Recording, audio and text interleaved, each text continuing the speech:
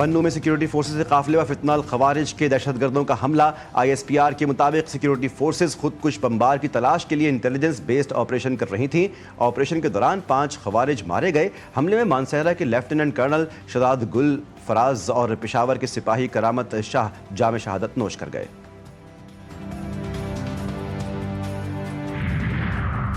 غربت کی شرح 2024-25 میں 28.9% تک پہنچنا غیر معمولی عالمی اور مقامی بحرانوں کے تناظر میں دیکھنا چاہیے۔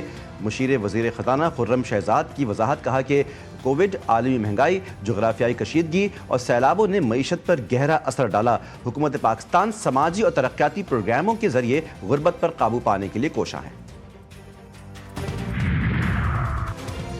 اور ماہ رمضان آتے ہی مہنگائی میں اضافہ، 17 اشیاء ضرورت کی قیمتوں میں مزید اضافہ۔ سالانہ بنیاد پر مہنگائی میں اضافے کی شرح 4.26% سے بڑھ کر 5.19% ہو گئی۔ وفاقی وزیر ادارہ شماریات کے مطابق مرغی کا گوشت، ٹماٹر، لہسن، پیاز، بکرے کا گوشت، گائے کا گوشت، پیٹرول، ڈیزل، LPG اور کیلوں کی قیمتوں میں مزید اضافہ ہوا۔ ڈونلڈ ٹرمپ کو امریکی سپریم کورٹ سے جھٹکا، دیگر ملکوں پر عائد اضافی ٹیرف اقدامات کا عدم قرار۔ 3 کے مقابلے میں 6 ججز کی اکثریت کا فیصلہ۔ چیف جسٹس جان رابرٹ کے دیگر ججوں کے فیصلے کے مطابق ٹرمپ نے قومی ایمرجنسی کے تحت اضافی ٹیرف نافذ کرتے وقت اختیارات سے تجاوز کیا۔ ٹرمپ ماضی قریب میں کہہ چکے کہ سپریم کورٹ کا فیصلہ ٹیرف کے خلاف آیا تو نقصان ہوگا۔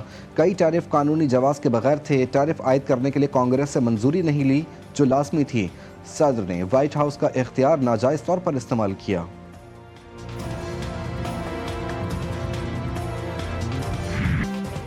عدالتی فیصلے پر امریکی صدر کا پلٹ کر وار، عالمی درآمدات پر 10% ٹیرف عائد۔ ایگزیکٹو آرڈر پر دستخط کر دی ہے۔ ڈونلڈ ٹرمپ کہتے ہیں عدالتی فیصلہ مایوس کن، مجھے ججز سیاست زدہ لگتے ہیں، دوسرے ممالک خوشی سے ناچ رہے ہوں گے۔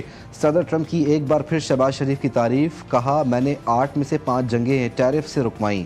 وزیر اعظم پاکستان نے کہا آپ نے پاک بھارت جنگ کے دوران کروڑوں جانیں بچائیں۔ امریکی نائب صدر JD وینس کا کہنا تھا کہ سپریم کورٹ کا ٹیرف سے متعلق فیصلہ لاقانونیت ہے۔ فیصلہ عدالت کی جانب سے صاف اور سادہ الفاظ میں قانون شکنی ہے۔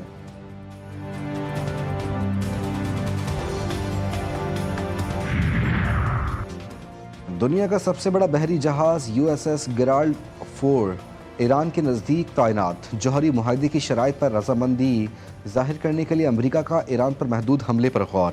ابتدائی حملے چند دنوں میں شروع ہو سکتے ہیں۔ امریکی اخبار کا دعویٰ، جنگ نہیں چاہتے لیکن حملہ ہوا تو دشمن کے فوجی اڈوں، تنصیبات اور دیگر اثاثوں کو جائز ہدف تصور کیا جائے گا۔ ایران کا امریکہ کو 2 ٹوک پیغام۔ 2-3 دن میں ایران امریکہ جوہری مذاکرات کا ایک مسودہ پیش کر سکتے ہیں۔ ایرانی وزیر خارجہ عباس ارغچی کہتے ہیں 1 ہفتے کے اندر مزید مذاکرات متوقع ہیں۔ بات چیت کے دوران امریکہ نے یورینیم افزودگی صفر کرنے کے مطالبہ نہیں کیا اور نہ ہی ایران نے یورینیم کی افزودگی معطل کرنے کی کوئی پیشکش کی۔ ایران کا جوہری پروگرام بشمول افزودگی پرامن ہے اور ہمیشہ پرامن رہے گا۔ غزہ میں تباہ مساجد اور عمارتوں کے ملبے پر رمضان کی پہلی نماز جمعہ کی ادائیگی۔ خطبات میں ائمہ کا صبر اور باہمی ہمدردی پر زور۔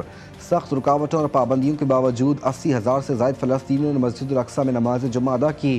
اسرائیلی فوج نے ہزاروں فلسطینیوں کو نماز سے محروم کر دیا۔ مقبوضہ بیت المقدس کے داخلی راستوں پر طویل قطاریں لگی رہیں۔ اسرائیلی دہشت گردی بند نہ ہوئی، جنگ بندی کی سنگین خلاف ورزی، خطے کی صورتحال ایک بار پھر کشیدہ۔ لبنان کی وادی بقا میں حملہ، 10 افراد شہید، 50 سے زائد زخمی۔ صہیونی فوج کا کہنا ہے کہ اس کارروائی میں حزب اللہ کے ٹھکانوں کو نشانہ بنایا گیا۔ لبنانی ذرائع اور خبر ایجنسیوں کے مطابق ان حملوں سے پہلے موجود جنگ بندی معاہدہ خطرے میں پڑ سکتا ہے۔ قومی ٹیم کے لیے نئی آزمائش، نیا امتحان۔ T20 ورلڈ کپ کے سپر 8 مرحلے کا آغاز۔ پاکستان اور نیوزی لینڈ آج آمنے سامنے ہوں گے۔ قومی ٹیم کا کیویز سے مقابلے سے قبل پریکٹس سیشن۔ کولمبو میں آج بھی بارش کا امکان، تیز ہوائیں بھی چل سکتی ہیں۔ بارش کے باعث دونوں ٹیمیں کم از کم فی اننگز 5 اوورز بھی نہ کھیل سکیں تو میچ منسوخ ہوگا اور دونوں ٹیموں کو 1-1 پوائنٹ دے دیا جائے گا۔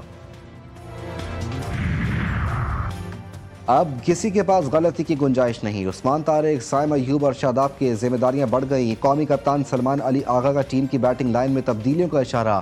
میچ میں پاکستان کیویز کے خلاف اسپن اٹیک سے حملے آور ہوگا۔ قومی cricket team head coach Mike Hesson نے نیوز کانفرنس میں کہا کہ بابر کو نمیبیا کے خلاف 11ویں اوور میں بیٹنگ پر بھیجنے کا کوئی فائدہ نہیں تھا۔ IMF کا پاکستانی معیشت میں بہتری کا اعتراف۔ IMF کی ڈائریکٹر کمیونیکیشن جولی کوزیک کا کہنا ہے کہ 14 برس بعد پاکستان کا کرنٹ اکاؤنٹ سرپلس ریکارڈ کیا گیا۔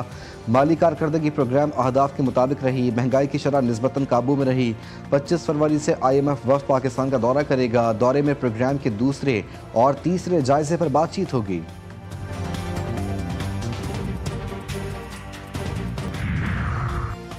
پاکستان کا دورہ بنگلہ دیش، 3 ون ڈے میچز کی سیریز کا شیڈیول جاری۔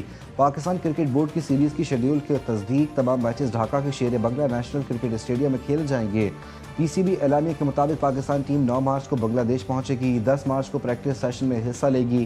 پہلا ون ڈے 11، دوسرا 13 اور تیسرا ون ڈے 15 مارچ کو کھیلا جائے گا۔ یہ گزشتہ برس جولائی کے بعد پاکستان کا بنگلہ دیش کا دوسرا دورہ ہوگا۔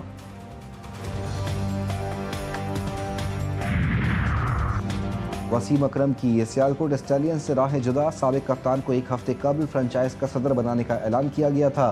وسیم اکرم سے متعلق سوشل میڈیا پوسٹ بھی ہٹا دی گئی۔ ترجمان وسیم اکرم کے مطابق سیالکوٹ اسٹیلینز سے کوئی تحریری معاہدہ نہیں ہوا۔ سیالکوٹ اسٹیلینز کے مالکان کے درمیان جاری تنازع کی وجہ سے وسیم اکرم نے خود اس سے علیحدگی اختیار کی۔